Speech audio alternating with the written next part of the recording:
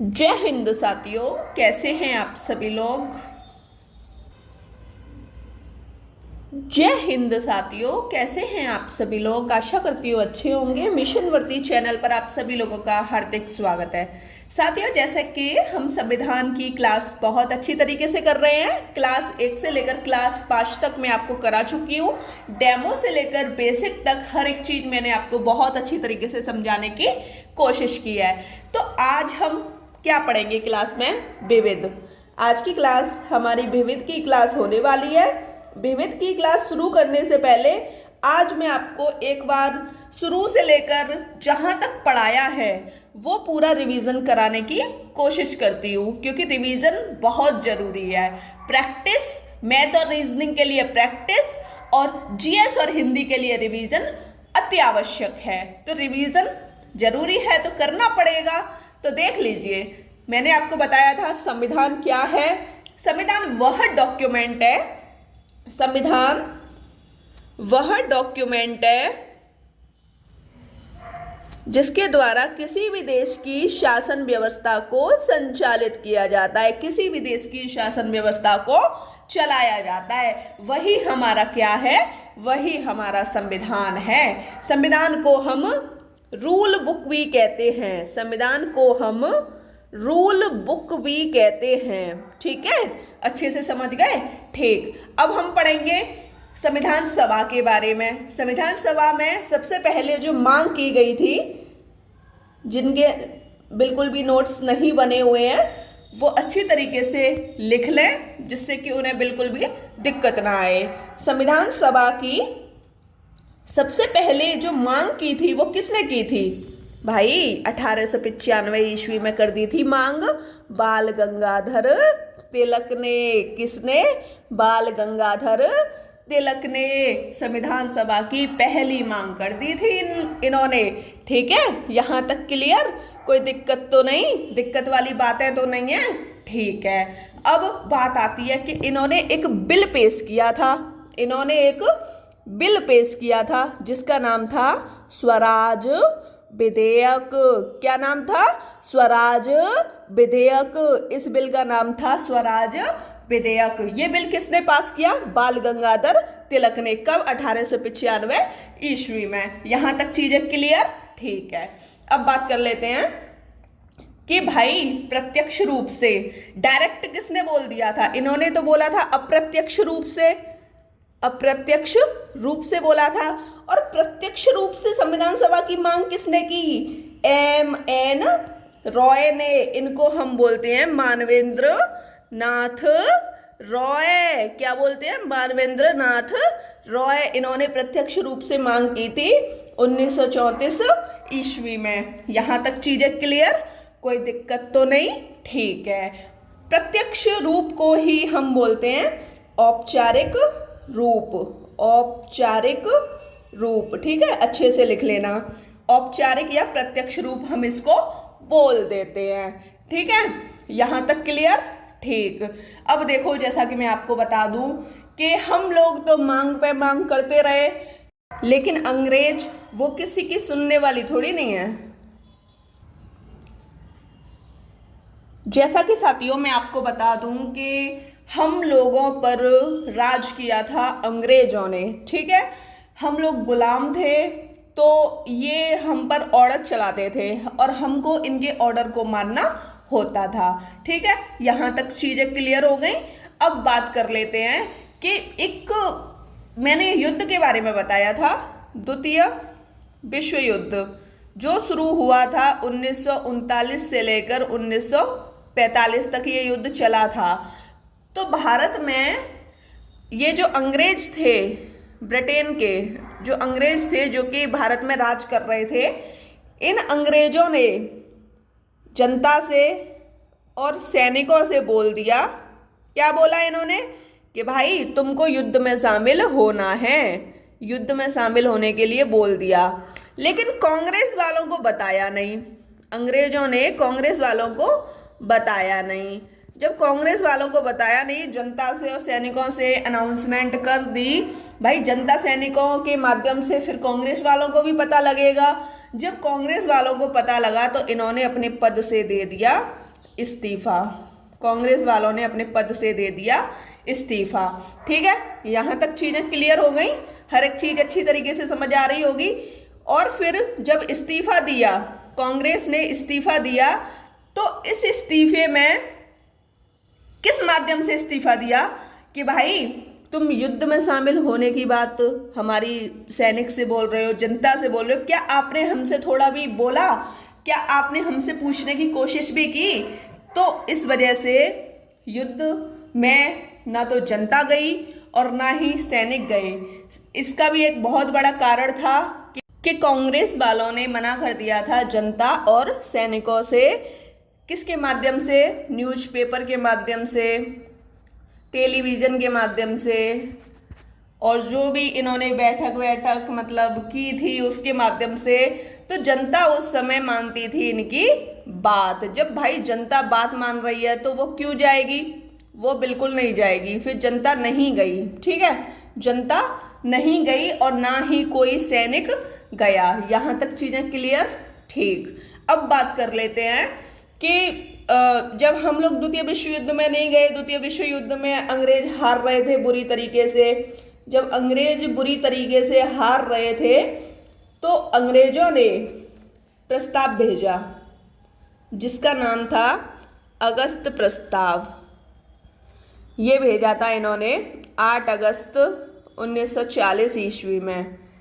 ठीक है, उस समय जब अगस्त प्रस्ताव भेजा था तो उस समय भारत का वायसराय था वायसराय लिन लिथगो। ठीक है, यहाँ तक चीज़ें क्लियर? लिन लिथगो यहाँ का वायसराय था। अब बात कर लेते हैं ये जो प्रस्ताव भेजा था, क्यों भेजा था? कि भारतीयों को द्वितीय विश्व युद्ध में शामिल होना पड़े, इस वजह से भेजा था प्रस्ताव। अब बात भारतीयों के इस चीज़ की भी तो है कि भाई तुम तो अपना काम करवा रहे हो, तुम तो हमको शामिल कर रहे हो, क्या हमारी आप एक बात तक सुनोगे? तो उन्होंने बोला बिल्कुल आपकी बात सुनेंगे।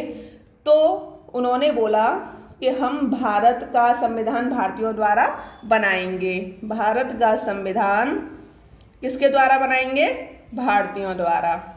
भाई अंग्रेजों का क्या है? वो तो कुछ भी बोल सकते हैं, वो तो कुछ भी बोल सकते हैं। तो भारतीयों द्वारा बनाएंगे भारत का संविधान, और वो भी युद्ध के बाद। और क्या पता युद्ध कब तक चले? कांग्रेस वालों ने बोला कि क्या पता युद्ध कब तक चले, तो हम भाई जो भी करना है हमारे लिए अभी करो। तो वो बोले कि नहीं, हम युद्ध के बाद कर देंगे। ठीक है, और एक ऑब्जेक्शन और उठाया था मुस्लिम लीग ने। वो अलग ही संविधान की बात कर रहे थे कि उनको दे दो एक अलग देश जिसका नाम होगा पाकिस्तान। ठीक है, तो यहाँ तक चीज़ें क्लियर हो गई। अब ये वाला जो प्रस्ताव था अगस्त प्रस्ताव, ये हो गया खारिज, ये मान्य नहीं हुआ। ठीक है, क्योंकि हम लोग माने ही नहीं। जब हम लोग नहीं माने तो खारिज तो होना ही है। ठीक है, यहाँ तक चीज़ें क्लियर? कोई दिक्कत तो नहीं? ओके। अब बात कर लेते हैं कि भाई जब हम लोगों ने इस चीज़ को नहीं माना तो फिर अंग्रेजों ने एक और मिशन भेजा हमारे लिए मार्च 1942 ईस्वी में, जिसका नाम था क्रिप्स मिशन। Cripps mission. और इसके अध्यक्ष कौन थे? Stafford Cripps. यहाँ तक चीज़ें क्लियर? ओके, ये आपका रिवीजन चल रहा है, जो भी पढ़ाया उसका रिवीजन। ठीक है, तो रिवीजन में अपने आप को इतना ढाल लो, ये मत सोचना कि भाई हमको आता है हम क्यों रिवीजन करें।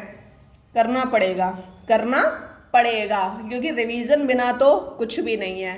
पढ़ते जाओ, रिवीजन कर नहीं रहे, सब बेकार है मेरी नज़रों में। ठीक है, अब एक नोट पॉइंट मैंने लिखाया था इस क्रिप्स मिशन को लेकर कि पोस्ट डेटेड चेक।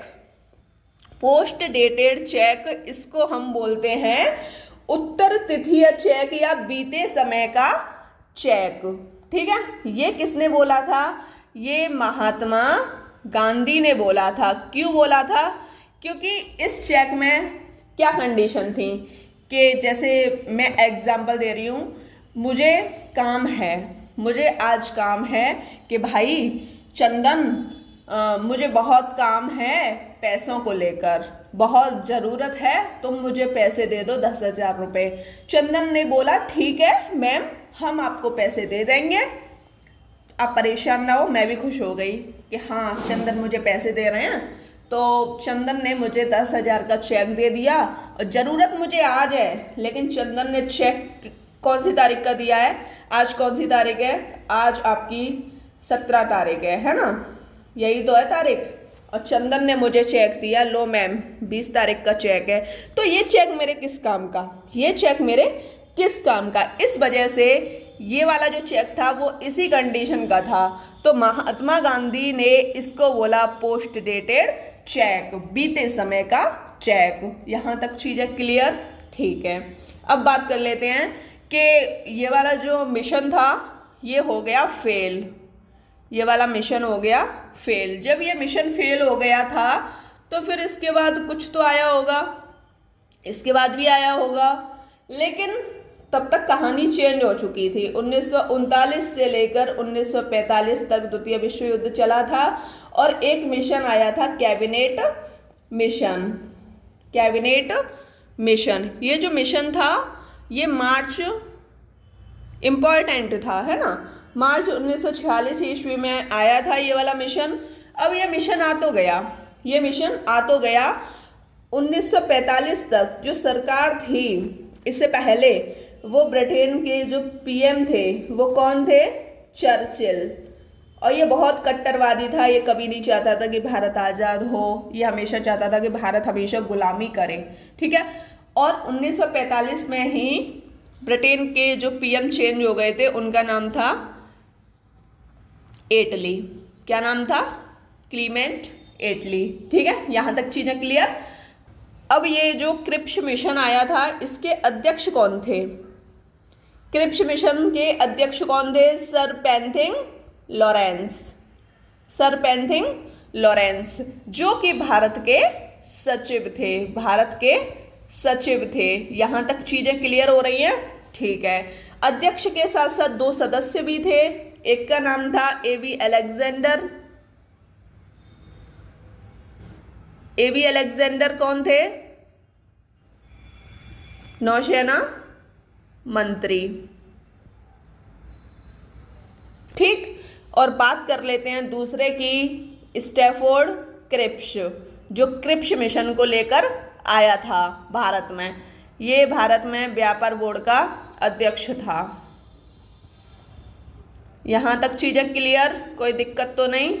अब बात कर लेते हैं इस मिशन में एक और बात बोली गई थी कैबिनेट मिशन में कि 10 लाख की जनसंख्या पर, प्रत्येक 10 लाख की जनसंख्या पर एक सदस्य ऐसा होगा जो 10 लाख जनसंख्या को मतलब कि 10 लाख जनसंख्या का नेतृत्व करेगा।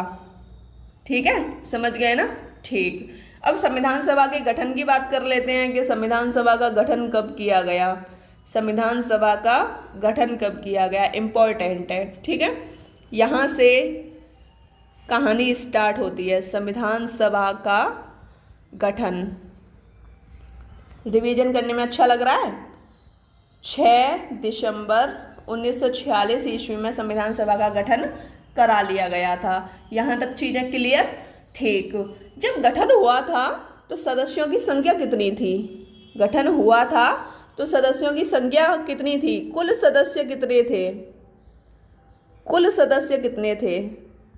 389 कुल सदस्य थे। ठीक है। 389 में से प्रांतों के सदस्य कितने थे? ब्रिटिश प्रांतों के 296 ब्रिटिश प्रांतों के सदस्य थे और देशी रियासतों के 93 सदस्य थे। देशी रियासत में जो शासन चलाता था वो राजा, महाराजा, नवाब, इनका शासन चलता था। और प्रांतों में जो अध्यक्ष वगैरह बनते थे, वाइसराय जहाँ से भी बनते थे संविधान सभा में, तो वो कहाँ से बनते थे देख लीजिए। ब्रिटिश प्रांत के गवर्नर, ब्रिटिश प्रांत के जो गवर्नर थे वो उनके सदस्यों की संख्या 292 थी, और जो चीफ कमिश्नरी प्रांत थे उसके सदस्यों की संख्या 4 थी। यहाँ तक चीजें क्लियर। और वो 4 कौन कौन से प्रांत थे? वो 4 आपके प्रांत एक बार लिख लीजिए। दिल्ली की एक सीट थी, कुर्ग जिसको आज वर्तमान में कर्नाटक बोला जाता है, इसकी भी एक सीट थी। और बात कर लें मारवाड़ जिसको वर्तमान में अजमेर बोला जाता है, इसकी भी कितनी सीट थी? एक ही सीट थी इसकी, बलूचिस्तान जो कि चला गया है पाकिस्तान में। ठीक है, इसकी भी एक सीट थी। यहाँ तक चीजें क्लियर। अब बात कर लेते हैं संविधान के चुनाव की। संविधान का जो चुनाव हुआ था उसमें कितने सदस्य थे, ये सब कुछ हमको पढ़ना होगा। तो रिवीजन कर लेते हैं। संविधान का जो चुनाव हुआ था वो अप्रत्यक्ष रूप से हुआ था। कैसे हुआ था? अप्रत्यक्ष रूप से।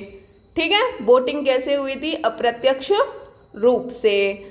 चुनाव करा लिए गए थे जुलाई अगस्त में 1946 में। ठीक है, और कांग्रेस के कितने सदस्य शामिल हुए इस चुनाव में, मतलब कांग्रेस की कितनी सीटें थीं? कांग्रेस की 208 सीटें थीं। और बात कर लें मुस्लिम लीग की कितनी सीटें थीं? मुस्लिम लीग की 73 सीटें थीं और अन्य की 15 सीटें थीं। यहाँ तक क्लियर, कोई दिक्कत तो नहीं। अब अगला देख लीजिए। चुनाव में महिला भी तो मैंने लिखाई है आपको। महिलाएं कितनी थीं? 15। कितनी थीं? 15। सिख कितने थे चुनाव में? सिख की कितनी सीटें थीं? भाई सिख की 4 सीट थीं बस। ठीक है, और बात कर लें सॉरी महिलाएं कितनी थी चुनाव में? 15। और अनुसूचित जाति और अनुसूचित जनजाति SC और ST की जो सीटें थीं वो कितनी थीं? SC और ST की उस समय ST की 33 सीटें थी और SC की 26 सीटें थी। यहाँ तक क्लियर। अब अगला देख लीजिए कि संविधान सभा में संप्रदाय आधार पर जो सीटें थीं उनका बंटवारा किस तरीके से किया गया? संप्रदाय आधार पर सीटों का बंटवारा देख लो। यहाँ पर सामान्य की जो सीटें थीं सामान्य की जो सीटें थीं वो 213 थीं।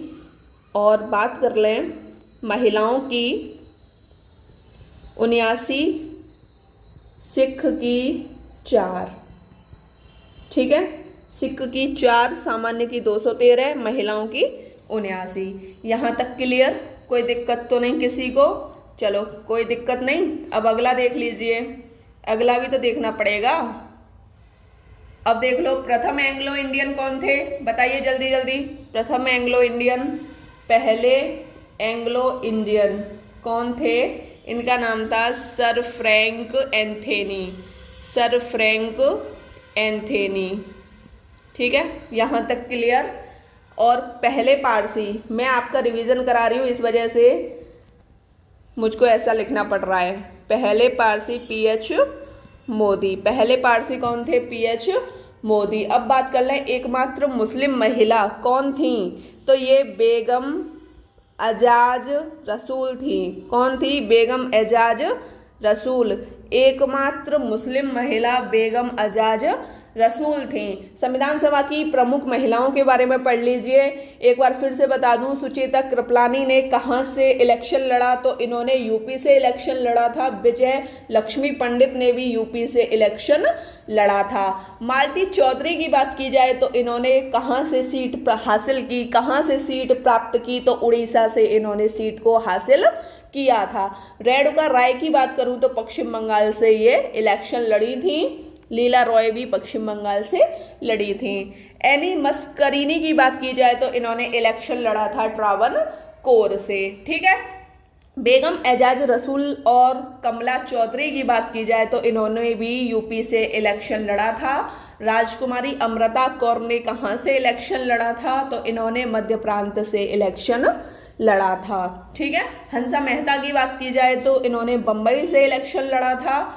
जी दुर्गाबाई की बात की जाए और दक्षयानी बेलायुधन की बात की जाए तो इन्होंने मद्रास से इलेक्शन लड़ा था। जैसा कि साथियों एक बार फिर से सुन लीजिए, दक्षयानी बेलायुधन और अम्मू स्वामीनाथन, इन्होंने कहाँ से इलेक्शन लड़ा? तो इन्होंने मद्रास से इलेक्शन लड़ा और ये दोनों क्वेश्चन दिल्ली पुलिस कांस्टेबल में पूछे गए हैं। तो सोच लीजिए कि कहाँ से वो क्वेश्चन कर रहे हैं और किस लेवल का आपको पढ़ाया जा रहा है। ठीक है, समझ गए ना?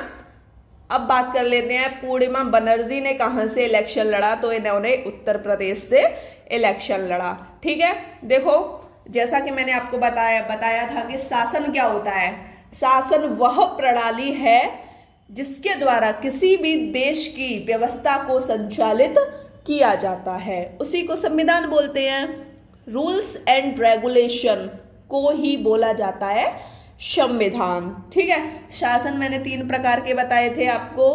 पहला विधायिका जो कि कानून बनाती है जैसे कि संसद। ठीक है, दूसरा कार्यपालिका जो कानून बनते हैं उनको लागू कराती है जैसे कि राष्ट्रपति से, प्रधानमंत्री से, मंत्रियों से, उसको बोलते हैं कार्यपालिका। न्यायपालिका जहाँ भी न्याय से संबंधित बात आ जाती है तो वो न्यायपालिका के अंतर्गत रखी जाती है। ठीक है, संविधान की आवश्यकता क्यों पड़ी? कानून व्यवस्था को बेहतर तरीके से चलाने के लिए संविधान की पड़ी थी आवश्यकता। ठीक है, जैसे मौलिक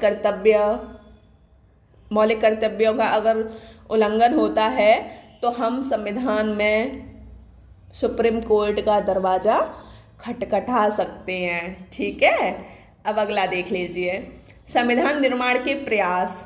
भाई अभी एक बार फिर से रिवीजन कर लेते हैं। अप्रत्यक्ष रूप से मांग किसने की थी? 1895 ईस्वी में बाल गंगाधर तिलक ने। इन्होंने स्वराज विधेयक का बिल पेश किया था। स्वराज विधेयक को हम होम रूल के नाम से जानते हैं और होम रूल का मतलब होता है अपना शासन। जो व्यवस्था होगी वो भारतीयों के अनुसार ही होगी। स्वराज विधेयक का मतलब ये है। ठीक है, सांकेतिक रूप से मांग किसने की? सांकेतिक रूप से मांग किसने की? तो ये 1922 ईस्वी में महात्मा गांधी ने सांकेतिक रूप से मांग की थी। ठीक है, यहाँ तक चीजें क्लियर, कोई दिक्कत तो नहीं।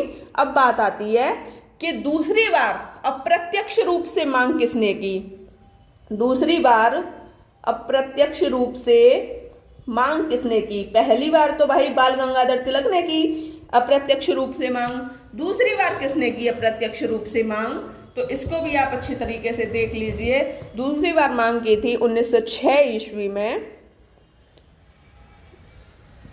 दादा भाई नौरोजी ने। किसने? दादा भाई नौरोजी ने। इन्होंने पहली बार स्वराज शब्द का प्रयोग किया था।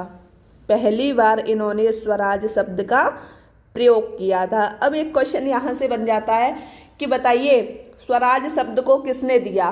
स्वराज शब्द की बात सबसे पहले किसने की? स्वराज शब्द की बात सबसे पहले किसने की? तो ये की थी दयानंद, स्वामी दयानंद सरस्वती ने। किसने? स्वामी दयानंद सरस्वती ने। यहाँ तक क्लियर? स्वामी दयानंद सरस्वती का एक क्वेश्चन बहुत पूछा जाता है कि बताइए आर्य समाज की स्थापना किसने की?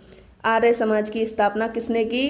तो भाई ये स्वामी दयानंद सरस्वती ने ही की थी 1875 ईस्वी में। कहाँ पर? बम्बई में। यहाँ तक चीज़ें क्लियर? ठीक है, अब बात कर लेते हैं कि ये जो 1906 में दादा भाई नौरोजी ने पहली बार स्वराज शब्द का प्रयोग किया था तो ये किस अधिवेशन में किया था? तो ये इन्होंने कलकत्ता अधिवेशन में सबसे पहले स्वराज शब्द का प्रयोग किया था। यहाँ तक चीज़ें क्लियर। और ये पहले कांग्रेसी थे, ये प्रथम कांग्रेसी थे। अब बात कर लेते हैं कि कलकत्ता अधिवेशन में इन्होंने सबसे पहले स्वराज शब्द का प्रयोग कर दिया। तो 4 प्रस्ताव पेश किए गए थे, वो कौन कौन से थे? पहला था स्वराज, जिसको होम रूल के नाम से जाना जाता है। होम रूल का मतलब अपना शासन। दूसरा था बहिष्कार, ऐसी चीजों का बहिष्कार जैसे कि अंग्रेजों का बहिष्कार, है ना, अंग्रेजों का बहिष्कार। अब हम नहीं चाहते कि अब हम पर कोई भी आकर गुलामी का धब्बा लगा दे, हमसे कोई गुलामी करवाए। अब हम नहीं चाहते कि हम पर कोई राज्य करे, तो इस चीज का हमको चाहिए बहिष्कार। राष्ट्रीय शिक्षा मतलब ऐसी शिक्षा जो हर राष्ट्र में फैली हो, ठीक है, समझ गए ना।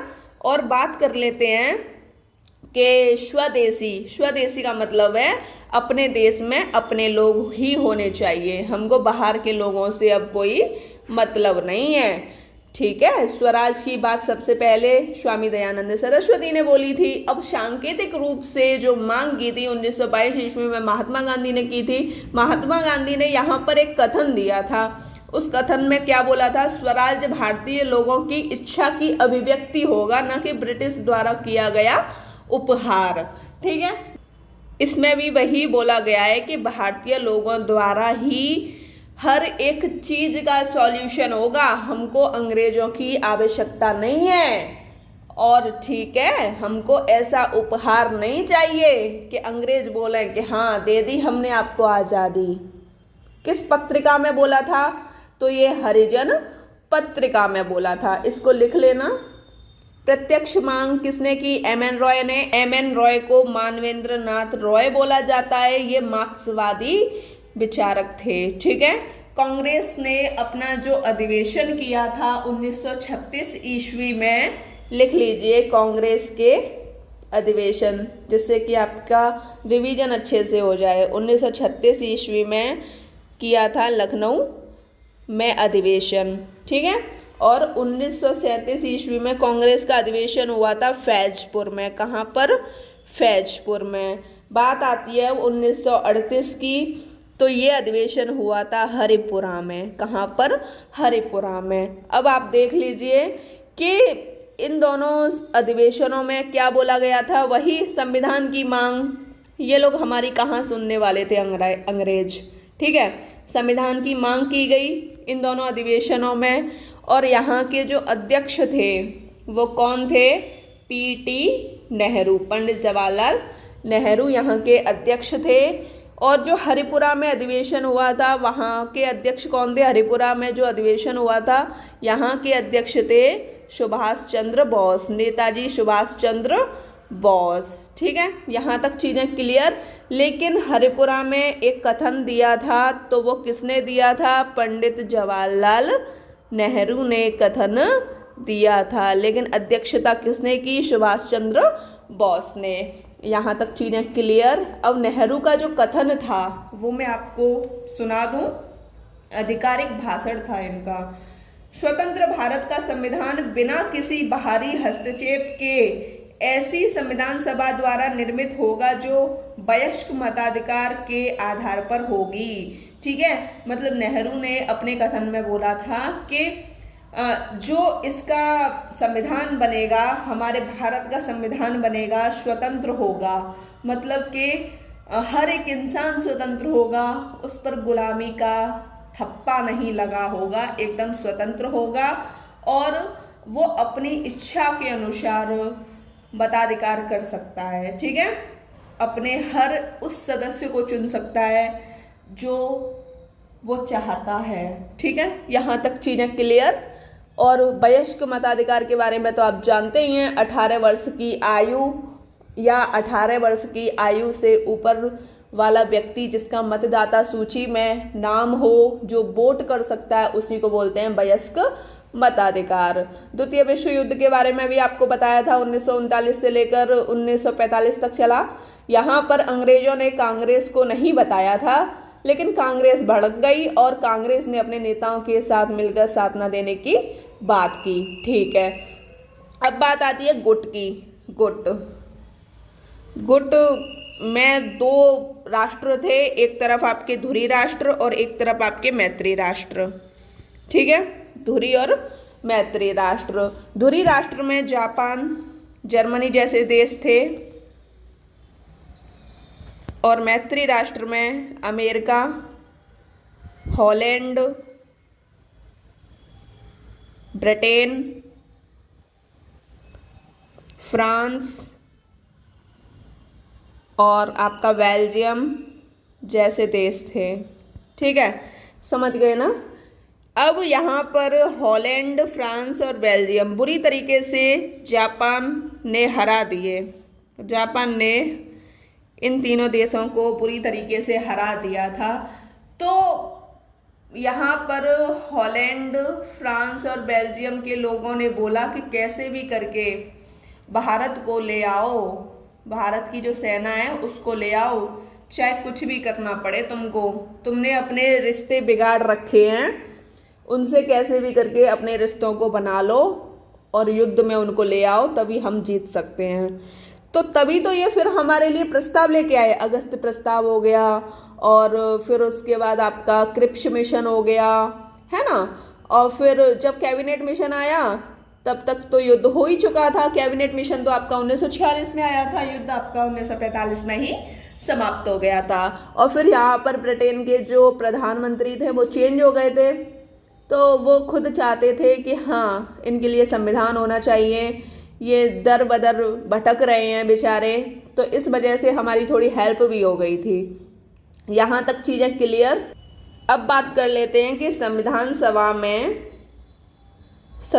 सभा में जो डॉक्टर B.R. अम्बेडकर आए थे वो किस प्रकार आए थे। Doctor B.R. अम्बेडकर किस प्रकार आए थे, इनका संविधान में आने का जो मोटिव था वो क्या था और इनको कौन लेकर आए, ये सब कुछ पढ़ना होगा। ठीक है, तो जोगेंद्र नाथ के कहने पर आए थे ये।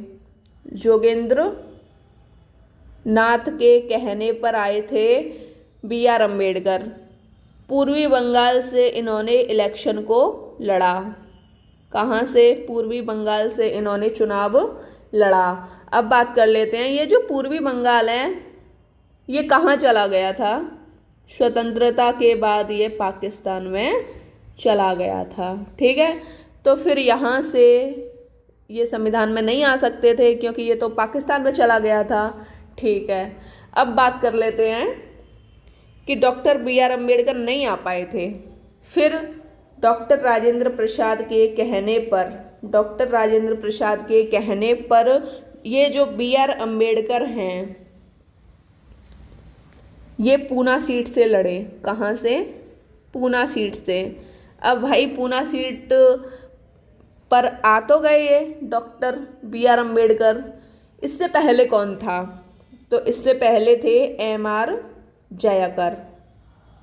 डॉक्टर राजेंद्र प्रसाद के कहने पर इन्होंने दे दिया था इस्तीफा। जब इन्होंने इस्तीफा दे दिया तो फिर पूना सीट से B.R. अम्बेडकर इलेक्शन के लिए खड़े हो गए और वहाँ से चुनाव को जीत भी गए। ठीक है, और वहीं से ये आ गए थे संविधान सभा में। पेपर में क्वेश्चन पूछ लिया जाता है कि ये जो भीमराव अम्बेडकर हैं कौन सी सीट से संविधान सभा में आए, तो ये पूना सीट से आए थे संविधान सभा में। ठीक है, यहाँ तक चीज़ें क्लियर। अब आप देख लीजिए संविधान सभा का गठन तो आपको बता ही दिया 6 दिसंबर 1946 ईस्वी में हुआ था। किस प्रथा के अनुसार? भाई 6 दिसंबर 1946 में संविधान सभा का करा लिया था गठन, है ना। किस प्रथा के अनुसार? तो ये फ्रेंच प्रथा के अनुसार करा लिया था गठन। अब बात कर लेते हैं संविधान सभा की पहली बैठक किसके सुझाव पर हुई। पहली बैठक किसके सुझाव पर हुई? तो भाई सुझाव किसने दिया था? J.B. कृपलानी ने। किसने? J.B. कृपलानी ने सुझाव दिया था। और यहीं पर अस्थायी रूप से अध्यक्ष कौन बने थे? डॉक्टर सच्चिदानंद सिन्हा। ठीक, अब बात कर लेते हैं कि यहाँ पर सदस्य तो भाई 389 थे, लेकिन भाग कितने सदस्यों ने लिया? पार्टिसिपेट कितने सदस्यों ने किया? 211 सदस्य ही भाग लेते हैं। यहाँ तक चीज़ें क्लियर, किसी को कोई दिक्कत तो नहीं। अब देख लीजिए, और विरोध किस किसने किया? वही भाई मुस्लिम लीग अलग पाकिस्तान चाहती थी, अलग देश चाहती थी, इस वजह से ये कर रही थी विरोध। और पता है देशी रियासतें भी विरोध कर रही थी, देशी रियासतें भी विरोध कर रही थी। वो इस वजह से विरोध कर रही थी क्योंकि वहाँ तो राजा महाराजा नवाब का शासन चलता था। अब वहाँ के प्रमुख इस वजह से विरोध करने लग गए कि अगर संविधान बन गया तो संविधान के अकॉर्डिंग चलना पड़ेगा। यहाँ तो ऐसा होता था कि राजा का बेटा ही राज करेगा देशी रियासत में। ब्रिटेन में तो आज भी ऐसा ही शासन है, आपने देखा होगा, ब्रिटेन के राजा, ब्रिटेन की रानी, आपने ऐसा ही सुना होगा, है ना। तो ये चीज़ें ऐसे थी। देशी रियासत का मतलब आप अच्छी तरीके से समझ चुके हैं। अब आप देख लीजिए संविधान सभा के जो फर्स्ट स्पीकर थे, पहले वक्ता थे, वो कौन थे? एस राधाकृष्णन। ठीक। दूसरी बैठक 11 दिसंबर 1946 को हुई, दिल्ली में हुई। संविधान सभा के लिए ठोस कदम उठाए गए। यहाँ पर स्थायी अध्यक्ष डॉक्टर राजेंद्र प्रसाद बनाए गए। उपाध्यक्ष HC मुखर्जी बन गए। संवैधानिक सलाहकार कौन थे? BN राव, वेनिगल नरसिंह राव। ठीक है, यहाँ तक आपको रिवीजन करने में कोई दिक्कत तो नहीं आई? मैं आपको हर एक चीज के बारे में अच्छी तरीके से बता ही रही हूँ, है ना, दिक्कत तो नहीं आनी चाहिए। संविधान सभा की तीसरी बैठक हुई थी 13 दिसंबर 1946 ईस्वी में। यहाँ पर पंडित जवाहरलाल नेहरू ने संविधान सभा में एक प्रस्ताव पेश किया जिसका नाम था उद्देश्य प्रस्ताव। अब बात कर लेते हैं कि संविधान सभा की तीसरी बैठक में कितने अनुच्छेद रखे गए। तो यहाँ पर 8 अनुच्छेद रखे गए। ठीक है, एक नोट पॉइंट मैंने आपको लिखाया था, संविधान सभा कांग्रेस थी और कांग्रेस भारत है। ये किसने बोला था? ये कथन किसका था? ये स्टेटमेंट किसका था? तो ये जी ऑस्टिन का स्टेटमेंट था। अब हम पढ़ लेते हैं समितियों के बारे में। महत्वपूर्ण समितियों की संख्या 8 और छोटी समितियों की संख्या 15। ठीक है, संघ संविधान समिति और संघ शक्ति समिति के अध्यक्ष पूछे जाएं तो पंडित जवाहरलाल नेहरू। जहां भी संघ लग जाए तो वहां के जो अध्यक्ष हैं वो पंडित जवाहरलाल नेहरू हैं। प्रांतीय समिति की बात आ जाए तो अध्यक्ष सरदार वल्लभ भाई पटेल। इनको भारत का बिस्मार्क बोला जाता है, इनको लौह पुरुष भी बोला जाता है। नियम प्रक्रिया समिति और संचालन समिति के अध्यक्ष पूछे जाएं तो डॉक्टर राजेंद्र प्रसाद। प्रारूप समिति के अध्यक्ष डॉक्टर भीमराव अंबेडकर। परामर्श समिति में 2 उपसमिति थी। पहली मौलिक अधिकार संबंधी उपसमिति, इसके अध्यक्ष JV कृपलानी थे। और अल्पसंख्यक मामलों की उपसमिति के अध्यक्ष आपके HC मुखर्जी थे। ठीक है, यहाँ तक चीजें क्लियर। देशी रियासतों से वार्ता संबंधी समिति के अध्यक्ष पूछे जाएं तो पंडित जवाहरलाल नेहरू थे। प्रारूप समिति की स्थापना कब हुई? 29 अगस्त 1947 ईस्वी में। अध्यक्ष डॉक्टर BR अम्बेडकर बने। प्रारूप समिति में सदस्यों की संख्या 7 थी। ठीक है, छोटी समिति में 15 थी। अब बात कर लेते हैं स्टाफ समिति और राष्ट्र ध्वज संबंधी तदर्व समिति के अध्यक्ष कौन थे? डॉक्टर राजेंद्र प्रसाद। संविधान के वित्तीय प्रावधानों हेतु समिति के अध्यक्ष नलिनी रंजन सरकार थे। भाषा संबंधी समिति के अध्यक्ष SK धर थे। नागरिकता हेतु समिति के अध्यक्ष पूछे जाएं और सर्वोच्च न्यायालय हेतु समिति के अध्यक्ष तो इसके S वरदाचारी थे। क्रेडेंशियल समिति के अध्यक्ष अल्लादी कृष्णा भाचारी थे। ठीक है, समझ गए ना। नोट पॉइंट में एक बात लिखाई थी मैंने, जो संविधान सभा के सदस्य ना होते हुए भी अध्यक्ष बने वो कौन कौन थे? नलिनी रंजन सरकार, SK धर और S वरदाचारी, ऐसे सदस्य थे। ठीक है, अब बात कर लेते हैं प्रारूप समिति की जांच के लिए कौन सी समिति बनाई गई? तो प्रारूप समिति बनाई गई जिसको हम मसौदा समिति भी कहते हैं। ठीक है, समझ गए। और देखो जब उद्देश्य प्रस्ताव आया तो यहाँ पर वाचन हुए, 3 वाचन हुए थे। 3 वाचन कौन कौन से? पहला वाचन तो 4 नवंबर से लेकर 9 नवंबर 1948 तक चला था, जो कि 5 दिन चला था। ठीक है, यहाँ पर उद्देश्य प्रस्ताव को लेकर ज़्यादा सुनवाई नहीं की गई। दूसरा वाचन आपका 15 नवंबर 1948 से लेकर 17 अक्टूबर 1949 तक चला था, लगभग 11 महीने चला था, सबसे लंबा वाचन था। फिर भी यहाँ पर इतने ठोस कदम उद्देश्य प्रस्ताव को लेकर नहीं उठाए गए। तीसरा वाचन आपका 14 नवंबर 1949 से लेकर 26 नवंबर 1949 तक चला, केवल 13 दिन ही चला था भाई। फिर कितने वाचन कराए जाएं, पल पल पर थोड़ी ना वाचन कराए जाएंगे, 2-3 वाचन ठीक हैं। तो फिर यही लास्ट डिसीजन ले लिया गया था तीसरे वाचन में ही कि संविधान पूर्ण रूप से तैयार होगा। अब विधानसभा तैयार हो गया है ना पूर्ण रूप से। संविधान सभा के 284 सदस्यों ने साइन कर दिए थे, ठीक है, हस्ताक्षर कर दिए थे। और संविधान के प्रारूप पर बहस कितने दिन चली? 114 दिन। संविधान को बनाने में कितना समय लगा? 2 वर्ष 11 माह 18 दिन। कुल खर्चा कितना आया? लगभग 64 लाख रुपए, ठीक है।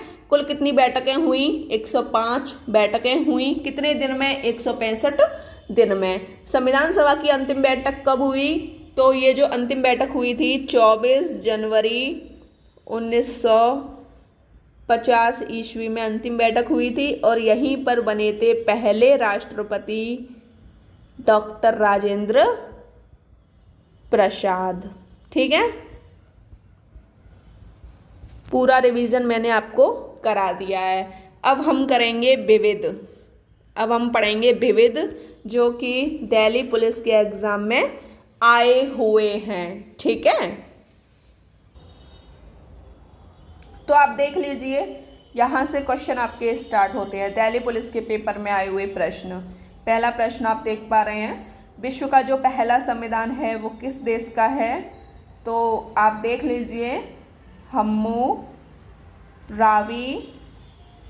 की संहिता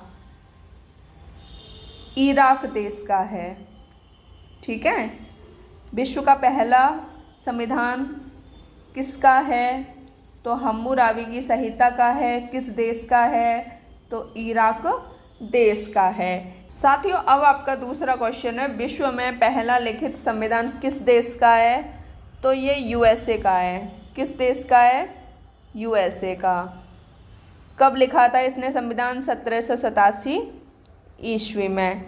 1787 के 2 साल बाद 1789 ईस्वी में इसको कर दिया गया था लागू, ठीक है। फिर इसके 2 साल बाद 1791 ईस्वी में इसमें जोड़े गए थे आपके मूल अधिकार। इसमें क्या जोड़े गए थे? इसमें जोड़े गए थे मूल अधिकार, ठीक है। यहाँ तक चीज़ें क्लियर, कोई दिक्कत तो नहीं। अब बात कर लेते हैं विश्व में जो लिखित पहला संविधान है, एशिया में जो पहला लिखित संविधान है वो किस देश का है? एशिया में, तीसरा क्वेश्चन है, एशिया में पहला लिखित संविधान किस देश का है? बताइए। तो ये जापान का है। किस देश का? जापान का है। 1889 ईस्वी में इसने लिखा था, ठीक है। और विश्व में सबसे छोटा संविधान, विश्व में सबसे छोटा संविधान किस देश का है? ये क्वेश्चन 4 है। तो ये है मोनाको देश का। किस देश का? मोनाको देश का। इसमें शब्दों की संख्या कितनी है? शब्द इसमें 3814 हैं, ठीक है। यहाँ तक चीज़ें क्लियर, कोई दिक्कत तो नहीं, ठीक है। यहाँ तक एकदम क्लियर, अच्छे तरीके से आप लोगों ने मुझे बता दिया है। अब बात कर लेते हैं विश्व में सबसे बड़ा जो संविधान है। हाँ, एक चीज़ और आपको बता दूँ, यूएसए के संविधान में कितने शब्द हैं? तो यहाँ पर 4000 शब्द हैं। कितने शब्द हैं? 4000 शब्द हैं। ये मैं आपको बहुत ही डीपली चीज़ बता रही हूँ, ठीक है। विश्व में सबसे बड़ा संविधान पूछा जाए तो आप बता दोगे। विश्व में सबसे बड़ा संविधान बताइए। सबसे बड़ा लिखित संविधान अपनाएं अपना भारत, ठीक है, भारत का है। अब ये संविधान 2 भाषाओं में लिखा गया, पहली अंग्रेजी भाषा और दूसरी आपकी हिंदी भाषा। अंग्रेजी भाषा में कितने शब्द थे? 1,17,369 शब्द थे। और हिंदी भाषा में आपके 1,46,385 शब्द थे। इतने शब्दों में ये संविधान लिखा गया था। समझ पा रहे हो ना? उस टाइम जब संविधान लिखा गया था तो हमारे पास इतने वो नहीं थे, सुचारू रूप से जो होने चाहिए समाधान नहीं थे इतने, है ना? समझ गए ना? उस टाइम हम गुलामी का शिकार भी थे, फिर भी हमने विश्व का सबसे बड़ा संविधान लिख दिया था। अब एक क्वेश्चन यहाँ से पूछ लिया जाता है, लिख लीजिए क्वेश्चन 6। मूल संविधान का प्रकाशन कहाँ से हुआ? हमारे भारत की बात की जा रही है। मूल संविधान का प्रकाशन कहाँ से हुआ? तो आप बताओगे भाई ये जो प्रकाशन हुआ था ना, ये हुआ था सर्वे ऑफ इंडिया प्रेस के माध्यम से। ये कहाँ पर है? ये उत्तराखंड के देहरादून में। कहाँ पर?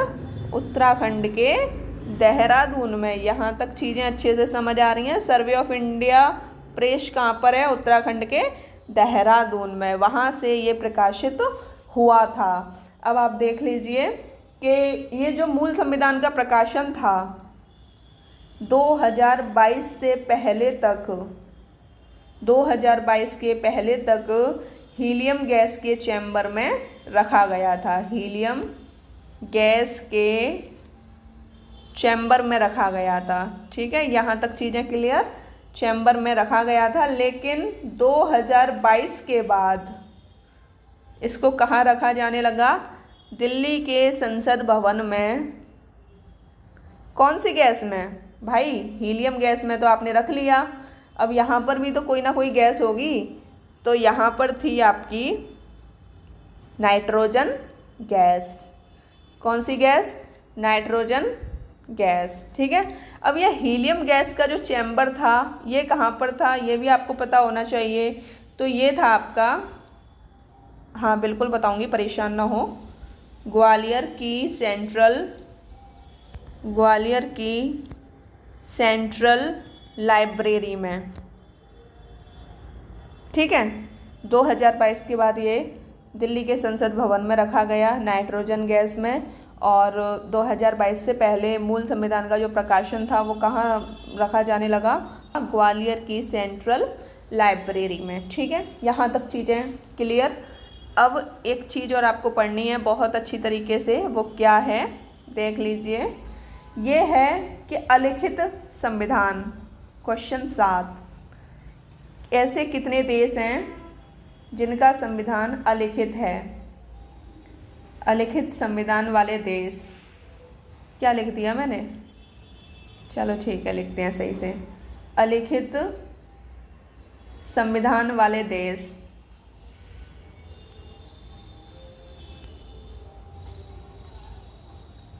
देखो, ब्रिटेन जो कि हमें ज्ञान देता था कि हम आपका संविधान बना देंगे, इसका खुद का संविधान लिखित नहीं है। ठीक है, समझ गए ना? कनाडा हुआ, न्यूजीलैंड हुआ, सऊदी अरब, और बात कर लेते हैं आपके इजराइल की। ठीक है, इनका संविधान कैसा है? अलिखित है, लिखा हुआ संविधान नहीं है इनका। ठीक साथियों, अब आप क्वेश्चन 8 देख लीजिए। क्वेश्चन 8 कह रहा है संविधान पूर्णतः निर्मित कब हुआ? तो ये तो मैं आपको बता चुकी हूँ, कब निर्माण हो गया इसका, कब बन गया था ये? 14 नवंबर 1949 को संविधान पूर्णतः निर्मित हो गया था। संविधान की अंतिम बैठक कब हुई? 24 जनवरी 1949 को संविधान की अंतिम बैठक करवाई गई। संविधान पूर्णतः लागू कब हुआ? 26 जनवरी 1950 को संविधान पूरी तरीके से हो गया था लागू। क्वेश्चन 11 में आप देख पा रहे हो हिस्टोरिकल बैकग्राउंड। इसका मतलब क्या है? इसका मतलब ये है, इतिहास से संबंधित है थोड़ा। 1929 ईस्वी में एक अधिवेशन हुआ था, लाहौर अधिवेशन। ठीक है, ये अधिवेशन 1929 ईस्वी में हुआ था जिसको हम कांग्रेस अधिवेशन भी बोल सकते हैं। ठीक है, यहाँ तक चीज़ें क्लियर। अब बात कर लेते हैं इस लाहौर अधिवेशन में कांग्रेस के सदस्य जो कांग्रेस के सदस्य हैं ये प्रॉमिस करते हैं, ये शपथ लेते हैं शपथ कि अगली साल कब? 26 जनवरी 1930 ईस्वी में हम पूर्ण स्वराज्य दिवस मनाएंगे। ठीक है, होम रूल डे मनाएंगे। यहाँ तक हो गई चीज़ क्लियर। ठीक है, क्वेश्चन 11 आपको अच्छी तरीके से समझ आए? अभी और क्वेश्चन है, देख लीजिए। अगला क्वेश्चन है संविधान निर्माण की कार्यवाही को कितने लोगों ने देखा था? तो भाई ये थे 53,000 लोग। कितने लोग थे? 53,000 लोग ऐसे थे जिन्होंने संविधान निर्माण की कार्यवाही को देखा था। अगला क्वेश्चन, स्वतंत्र भारत की पहली संसद के रूप में कौन कार्य करती थी? तो भाई संविधान सभा ही काम करती थी। संविधान सभा ही कार्य करती थी स्वतंत्र भारत की पहली संसद के रूप में। यहाँ तक चीज़ें क्लियर हो गई अच्छे तरीके से। जैसा कि साथियों आप देख पा रहे हो 15 अगस्त 1947 से पहले कुल सदस्यों की संख्या कितनी थी? 389, जिसमें 296 गवर्नर के प्रांत थे और 93 देशी रियासतों के प्रमुख थे। ठीक है, इन 296 सदस्यों की जो सीटें थीं वो इस प्रकार बांटी गई थीं। 292 सीटें ब्रिटिश प्रांतों के लिए थीं और 4 कमिश्नरी प्रांतों के लिए, चीफ कमिश्नरी प्रांतों के लिए 4 सीटें थीं। 15 अगस्त 1945 का मैंने आपको डाटा बताया है। अब मैं आपको 15 अगस्त 1945 के बाद वाले सदस्यों की संख्या बताऊंगी। ठीक है, अभी आपने ये तो पढ़ लिया 15 अगस्त 1945 से पहले कितने सदस्य थे। अब आप ये पढ़ लीजिए 15 अगस्त 1947 के बाद जो सदस्य थे वो कितने सदस्य थे? 299 कुल सदस्य थे, जिसमें 229 ब्रिटिश भारत के सदस्य थे। कितने थे? 229 ब्रिटिश भारत के सदस्य और 70 आपके देशी रियासतों के सदस्य थे। ठीक है, अब बात यहाँ तक क्लियर हो गई भाई। 229 और 70 जोड़ लीजिए, 299 सदस्य हो गए। संविधान सभा का निर्माण हो गया था। फिर उसके बाद अध्यक्ष कौन बने? डॉक्टर राजेंद्र प्रसाद। संविधान का निर्माण में इनका पूरा सहयोग रहा था। ठीक है, समझ गए? यहाँ तक चीज़ें क्लियर। अब स्वतंत्र भारत की पहली संसद के रूप में अध्यक्षता किसने की? इसका आंसर डॉक्टर राजेंद्र प्रसाद मत लगा देना, गलत हो जाएगा। स्वतंत्र भारत के रूप में पहली संसद के रूप में अध्यक्षता किसने की? जीवी मावलंकर ने। किसने? जीवी मावलंकर ने। किसने की थी? जीवी मावलंकर ने। पहला आम चुनाव कब कराया गया? 1951 से 1952 ईस्वी तक आपका पहला आम चुनाव कराया गया। ठीक है, यहाँ तक चीज़ें क्लियर हो गई अच्छे तरीके से। साथियों आपको आज की क्लास कैसी लगी मुझे कमेंट सेक्शन में अवश्य बताइएगा। वीडियो अच्छी लगी हो तो चैनल को सब्सक्राइब कीजिएगा, लाइक कीजिएगा, शेयर कीजिएगा। ठीक है, सब्सक्राइब, लाइक, शेयर। और जैसा कि मैं आपको बता दूं सुशांत सर पढ़ा रहे हैं हिंदी, बहुत ही अच्छा लेवल है। ठीक है, हिंदी पढ़ा रहे हैं सर आपको। मेरे द्वारा जीएस पढ़ाई जा रही है, मेरे द्वारा मैथ कराया जा रहा है। आदि आपकी रीजनिंग हो चुकी है। ठीक है, रीजनिंग भी बहुत जल्दी स्टार्ट करूँगी, परेशान ना हो। इस बार सिलेक्शन मिशन वर्दी के लाडले ही लेंगे। जय हिंद साथियों।